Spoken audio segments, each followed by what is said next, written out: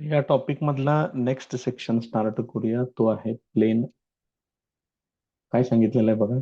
A plane is a surface such that the line joining any two points on it lies entirely on it. तर plane हा असा surface आहे की या surface मध्ये जर तुम्ही कुठले दोन पॉइंट्स कन्सिडर केले त्यांना जॉईन करणारी लाईन ही पूर्णपणे त्या प्लेन मध्ये असते. Plane can be determined by. आता ह्या प्लेन ठरवण्यासाठी वेगवेगळ्या मेथड्स कुठल्या आहेत ते बघून घ्या. टू इंटरसेक्टिंग लाईन्स कन्सिडर करू शकताय, two parallel lines, a line and a point outside it, three non collinear points. कारण हे सगळे वेगवेगळे पार्ट पुढे सगळे येतील. त्याच्या पुढे जाऊया. आता आपण डेफिनेशन कशा पद्धतीने केलेले आहे बघा.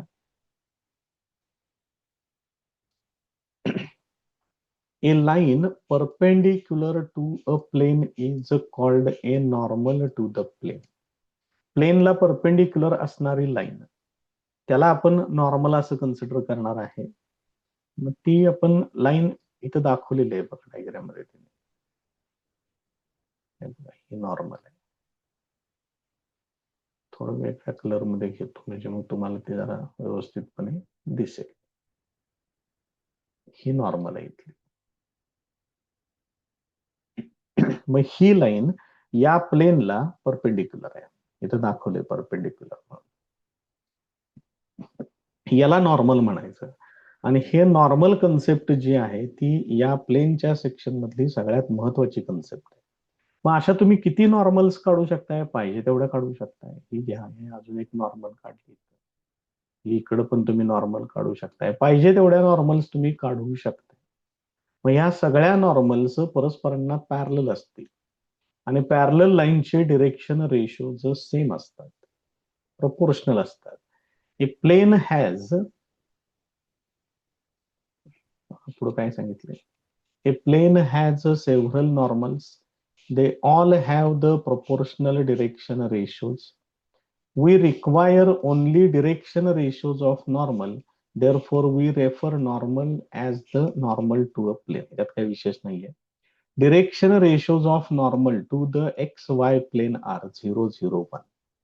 मग आता मला सांगा, एक्स वाय प्लेन हे जर एक्स वाय प्लेन असेल तर ही नॉर्मल म्हणजेच कोण असणार आहे? Your normal will be Z axis. कारण एक्स वाय प्लेनला परपेंडिक्युलर कोण असते? झेड ऍक्सिस असते.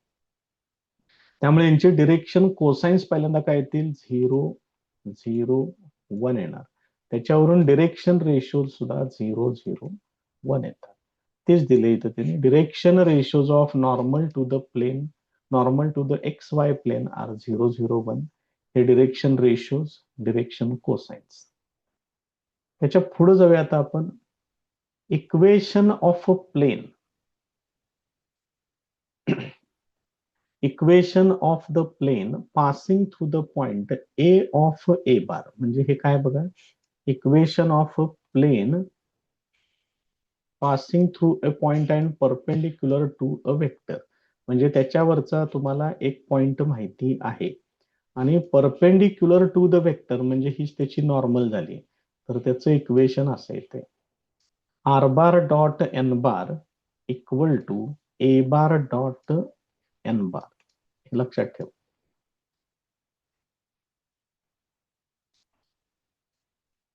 याच्यामध्ये एन बार ही नॉर्मल आहे, ए बार हा त्या प्लेनवरचा एक पॉइंट आहे आणि आर बार इक्वेशन लिहिण्यासाठी घेतलेला कॉमन पॉइंट.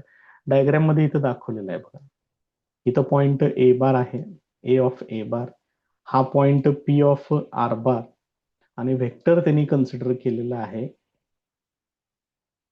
या पद्धतीनं एपी बार. मग या एपी बारला हे एन बार परपेंडिक्युलर असेल तर ते सोडवून तुम्ही हे इक्वेशन वापरू शकता. म्हणजे याच्यात तुम्ही AP bar dot N bar equal to 0 घेतलं, डॉट प्रोडक्ट 0 येणार कारण परपेंडिक्युलर आहे. त्याच्या पुढे जाऊयात आपण. इक्वेशन, ह्याच इक्वेशनला काय म्हटले बघा, it is called the vector equation of plane in scalar product form.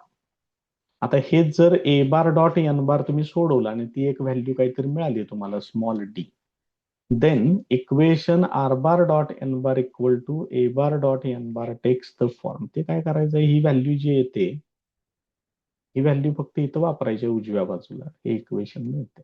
याच्यात काही विशेष नाही आहे, हे तेवढं लक्षात ठेवा. Vector equation.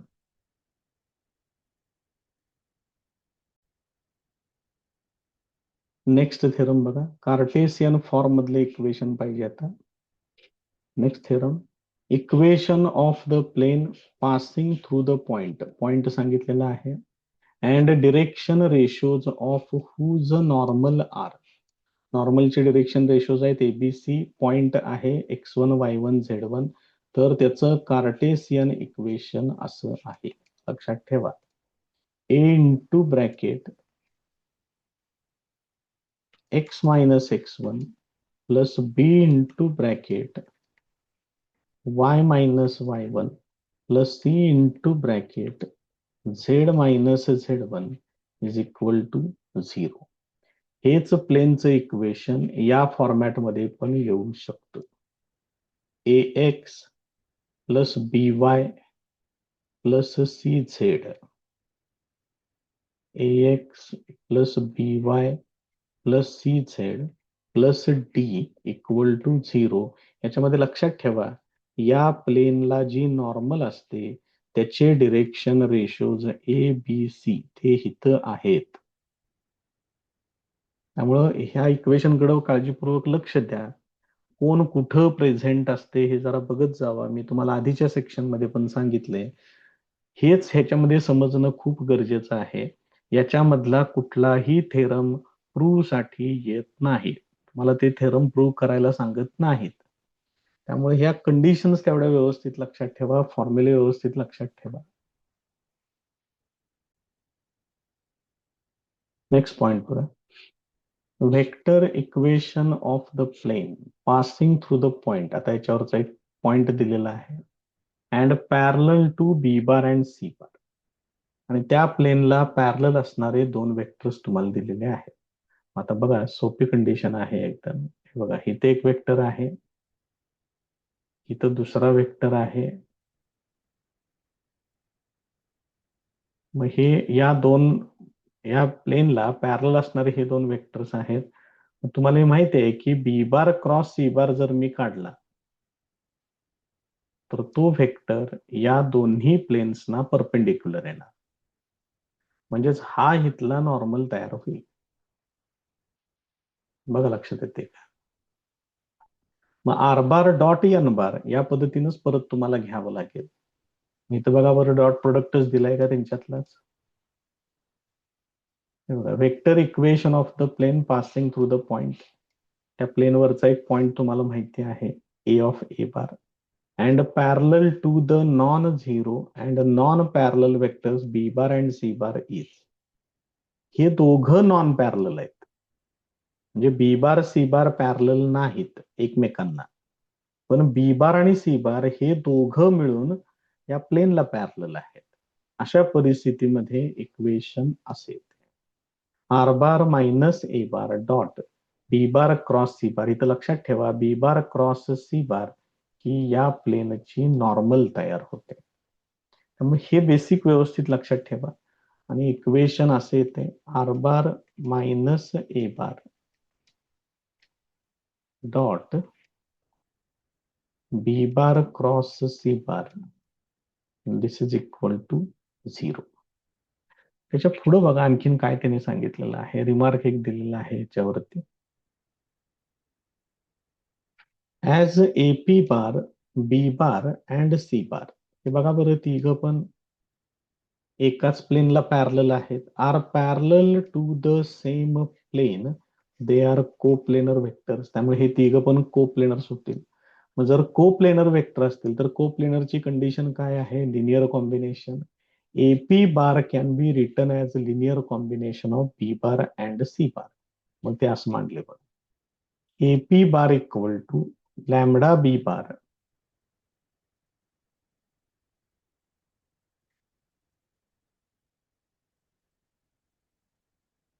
Plus mu into C bar, ज्याच्यामध्ये लॅमडा आणि म्यू या स्केलर क्वांटिटीज आहेत. AP बारलाच तुम्ही P बारचा पोझिशन वेक्टर आहे R bar minus A bar असं लिहू शकताय. हे असेल त्या A बारला तेवढं पलीकडे पाठवा.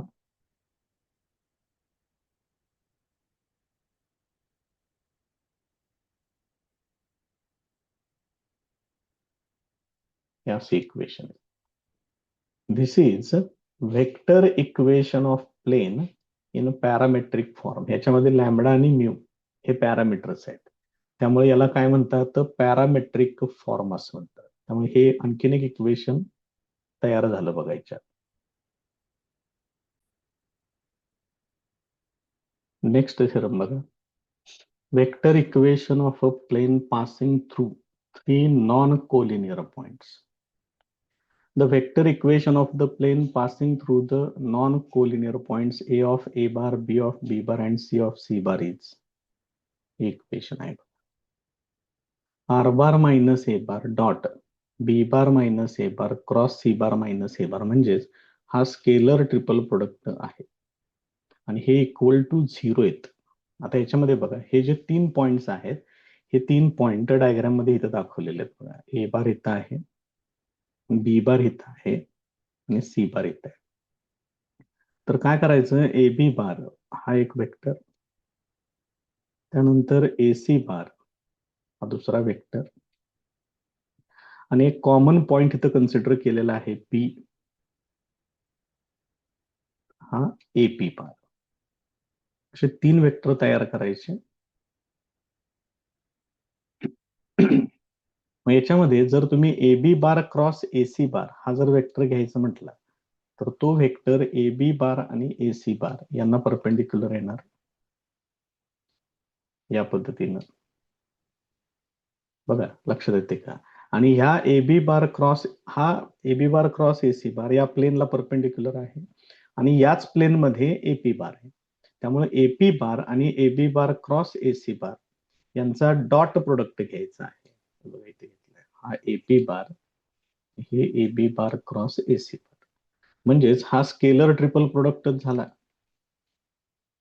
AP बार,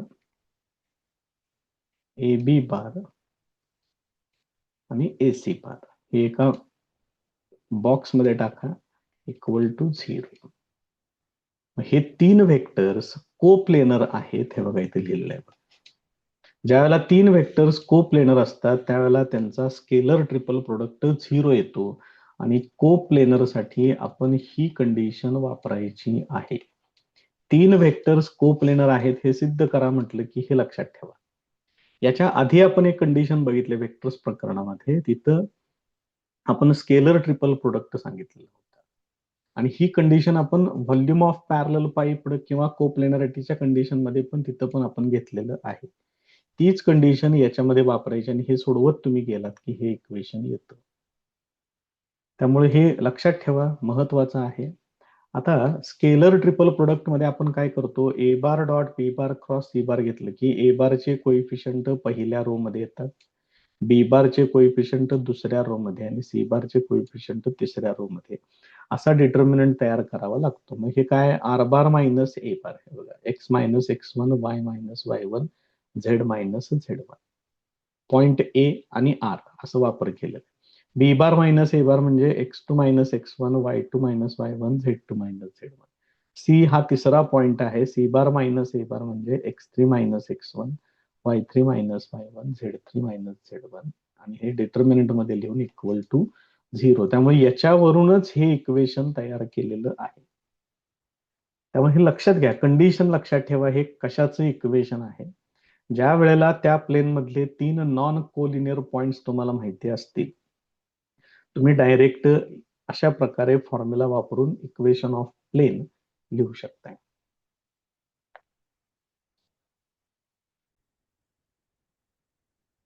नेक्स्ट पॉइंट बघा, the normal form of equation of plane, another important point.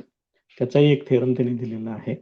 Equation of the plane at a distance P unit from the origin. हे लक्षात ठेवा, ओरिजिन पासून त्या प्लेनचं डिस्टन्स पी युनिट आहे and to which unit vector N cap is normal is R bar dot N cap is equal to P. इथे लिहून दाखवतो पाहिजे असेल तर, R bar dot N cap is equal to P. हे इथं diagram मध्ये दाखवलेलं आहे बघा. इथं प्लेन आहे तो. या प्लेनला जी नॉर्मल आहे, लाईन अशी आहे इथून इथपर्यंत.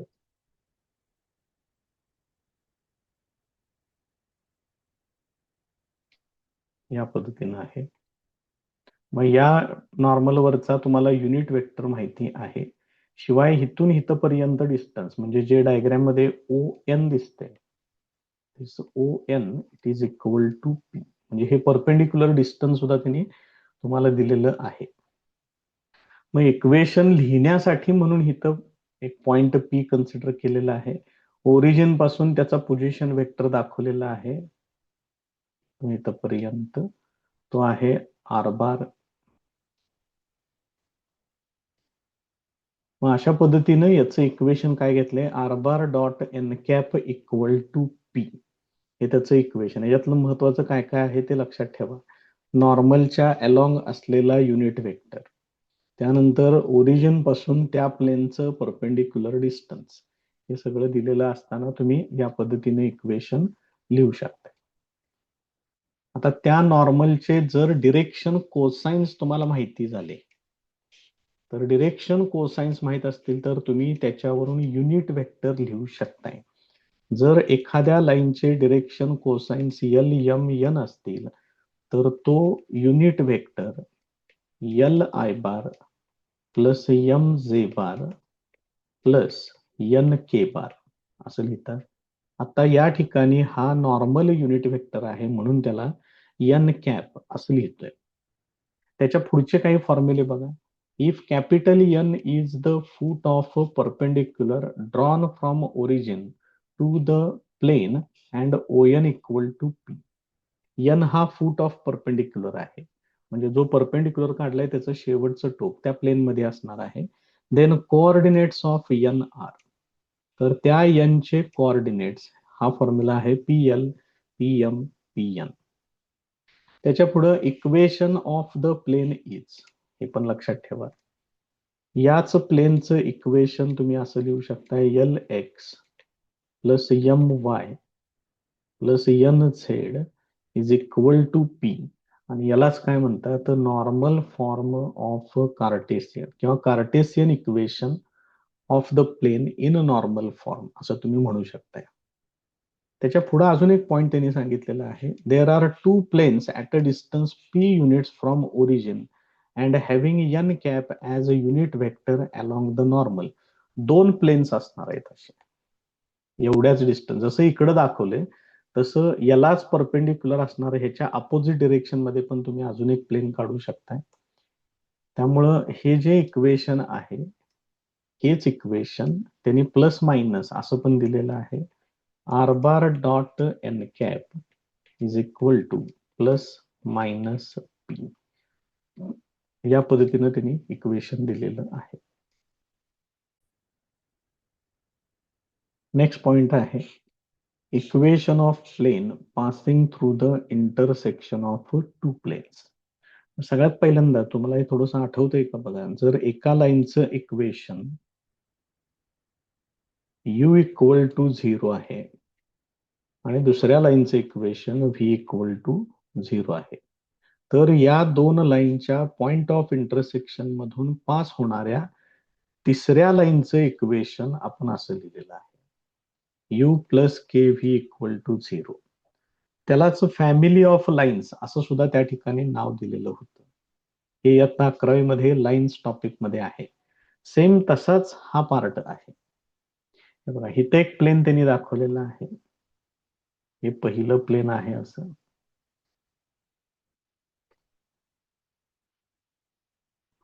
बघा समजतंय का. हे इकडं पण आहे अशा पद्धतीने इथपर्यंत. आणि जे दुसरं प्लेन त्यांनी कन्सिडर केलेलं आहे ते असं घेतलंय.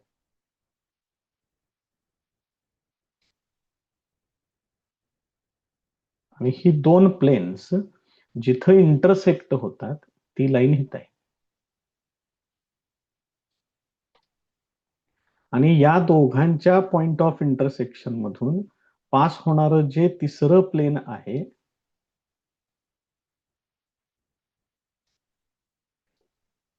ते असं दाखवले.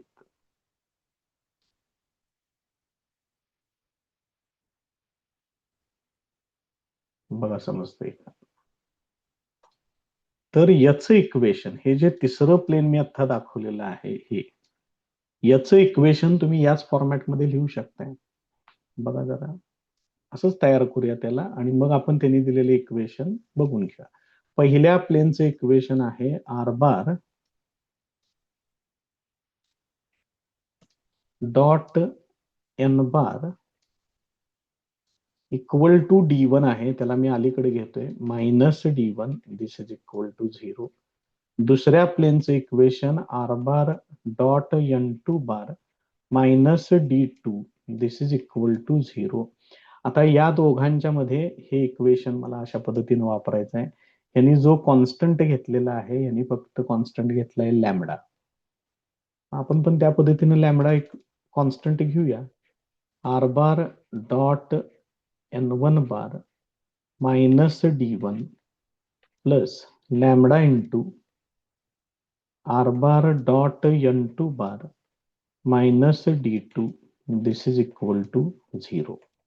आता बघा इथं काय होणार, ह्या दोघांचा प्रोडक्ट होणार, सॉरी ऍडिशन, लॅमडानं ह्याला प्रोडक्ट करा आणि त्याच्यातून कॉमन काय ते बघा, आर बार त्यांनी कसं दिलेलं आहे इक्वेशन त्या पद्धतीने लिहून टाकतो. ठीक आहे, पहिल्यांदा मांडूया एकत्र, मग बघू काय करायचं ते.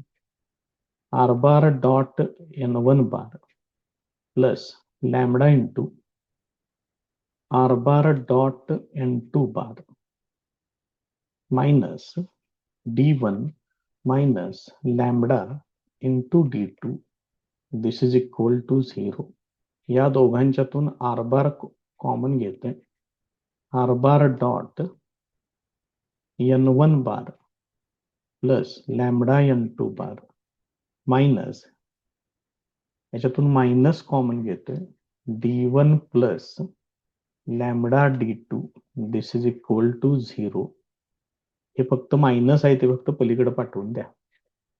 R bar dot N1 bar plus lambda N2 this is equal to D1 plus lambda D2. हे असं इक्वेशन येईल. हे बघा बरं, त्या पद्धतीनंच इक्वेशन इथं दिलंय का? हे बघा इथे इक्वेशन आहे, तेच आता आपण व्हेरीफाय केलं. हेच जर समजा या प्लेनचं इक्वेशन तुम्ही या फॉर्मॅटमध्ये कन्सिडर केले, हे पहिल्या प्लेनचं इक्वेशन, हे दुसऱ्या प्लेनचं इक्वेशन, तर या दोघांचं combined equation first equation plus lambda into second equation equal to 0. या पद्धतीने तुम्ही लिहू शकता. ह्याच्यासाठी थोडस जरा लाईन्स मधलं काय आठवतंय का बघा, त्याच्यावरतीच बेस्ड त्यांनी हे तयार केलेलं आहे. नेक्स्ट पॉइंट बघा, angle between a line and a plane. दोन प्लेन्स मधलं, सॉरी एक लाईन आणि एक प्लेन यांच्यामधला अँगल काय काय सांगितले बघा. Line A bar plus lambda B bar is perpendicular to the plane R bar dot N bar equal to D. ही लाईन आणि हे प्लेन परपेंडिक्युलर आहेत म्हणून सांगितलं. मग नॉर्मल प्लेनला परपेंडिक्युलर असते, शिवाय ही लाईन पण प्लेनला परपेंडिक्युलर आहे, म्हणजे याच्यातला बी बार आणि एन बार पॅरलल होतील. बघा इथं कोलिनियर सांगितलं. आणि जर दोन वेक्टर्स कोलिनियर असतील तर एक वेक्टर दुसऱ्याचा स्केलर मल्टिपल तुम्ही लिहू शकता. ही कंडिशन लक्षात ठेवा. जर समजा ही line R bar equal to A bar plus lambda B bar if it is parallel to the plane, त्यावेळेला काय होणार, हा बी बार आणि N bar they will be perpendicular. तशा परिस्थितीत त्यांचा डॉट प्रोडक्टच 0 येणार. बघा कशा पद्धतीनं कंडिशन्स सांगितलेल्या आहेत त्या. त्याच्यानंतर यांच्यातला अँगल आपल्याला जो फाइंड आउट करायचा आहे, लाईनच्या इन्फॉर्मेशन वरून तुम्हाला बी बार काढून घ्यावा लागेल. डायरेक्ट फॉर्म्युलाच बघू. बाकीचं काही नंतर वाचत बसा, काही एवढं विशेष नाही त्याच्यात जास्त. लाईनच्या इक्वेशन वरून बी बार मिळेल, प्लेनच्या इक्वेशन वरून एन बार मिळेल, आणि हा फॉर्म्युला तुम्ही पुढे वापरायचा आहे. याच्यात लक्षात ठेवा साइन थिटा घ्यावं लागतं. Sine theta is equal to mod मध्ये B bar dot N bar divided by मध्ये या दोघांची मॅग्निट्यूड आणि त्यांचा प्रोडक्ट असेल. मात्र याच्यामध्ये अँगल बिटवीन लाईन आणि प्लेन असेल तर साइन थिटा आहे. आणि हेच जर समजा दोन प्लेन्स मधला अँगल विचारला तर त्यांच्या दोन नॉर्मल्स मधला अँगल घ्यावा लागेल. तशा परिस्थितीमध्ये तुम्हाला कॉस थिटा वापरावं लागेल आणि तिथं तुम्हाला घ्यावं लागेल n1 bar dot n2 bar divided by मध्ये मॉड n1 बार आणि मॉड n2 बार. हे आहे अँगल बिटवीन टू प्लेन्स. हे आहे angle between a line and plane. फरक आहे, व्यवस्थित बघून घ्या.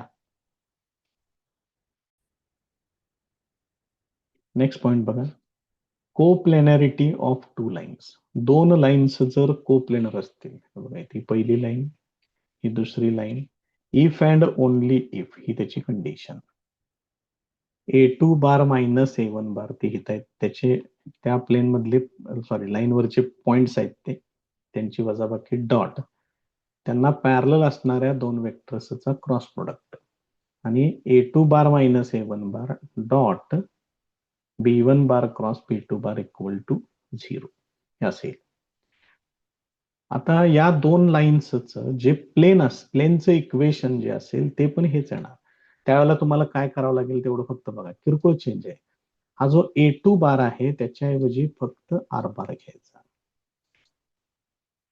असं घ्या, dot B1 bar cross B2 bar is equal to 0 हे असेल.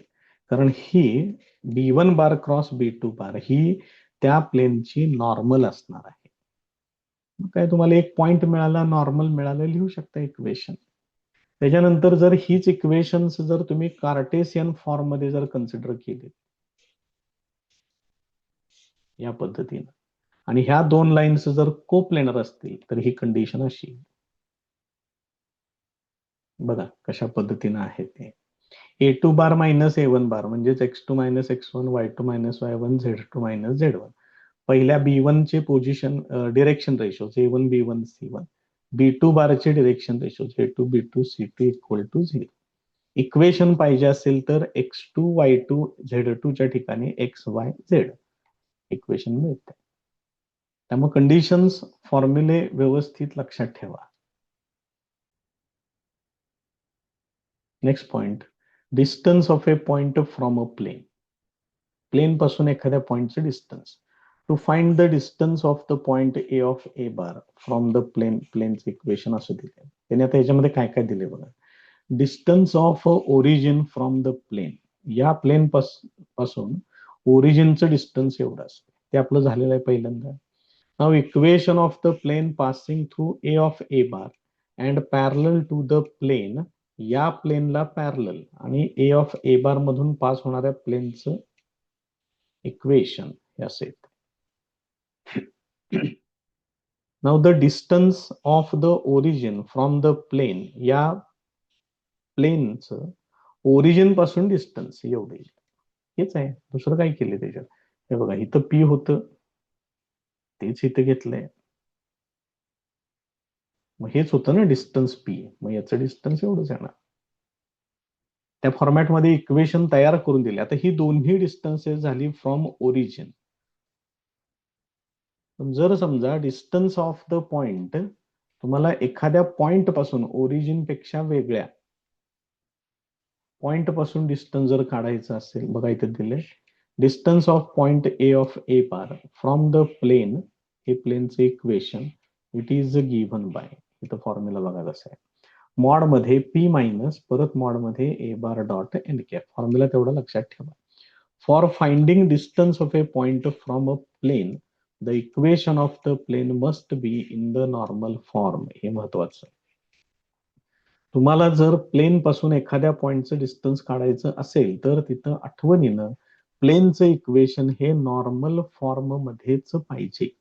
नॉर्मल फॉर्म मध्ये पाहिजेच म्हणजेच R bar dot N cap equal to P या फॉर्मॅटमध्ये पाहिजे. त्यामुळे पहिल्यांदा इक्वेशन असं आणून घ्यायचं, मग त्याच्यानंतर हा फॉर्म्युला आता जो आपण बघितला तो वापरायचा, मग तुम्हाला ते डिस्टन्स मिळेल. तेव्हा या प्रकरणामध्ये आता पहिलं काम हे करा की जेवढे काही फॉर्म्युले, थेरम्स सांगितलेले आहेत त्यांचे रिमार्क्स हे सगळे व्यवस्थित ओळीनं पहिल्यांदा मांडून घ्या. त्याच्या कंडिशन्स प्रॉपरली समजून घ्या. मगच प्रॉब्लेम्सला म्हणजे पुढच्या लेक्चरला सुरुवात करा. त्याशिवाय त्या लेक्चरकडे जाऊ नका. कारण हे सगळ्यात डेंजरस पार्ट आहे पार्ट 1 मधला. हे बऱ्याच जणांना लक्षात येत नाही. त्यामुळे ते काळजीपूर्वक करा. अजून एक महत्वाची सूचना म्हणजे याच्यातले कोणतेही थेरम्सच्या प्रूफ्स करायच्या नाहीत. फक्त थेरमचं स्टेटमेंट, तिथला फॉर्म्युला ते तेवढं व्यवस्थित करून ठेवा.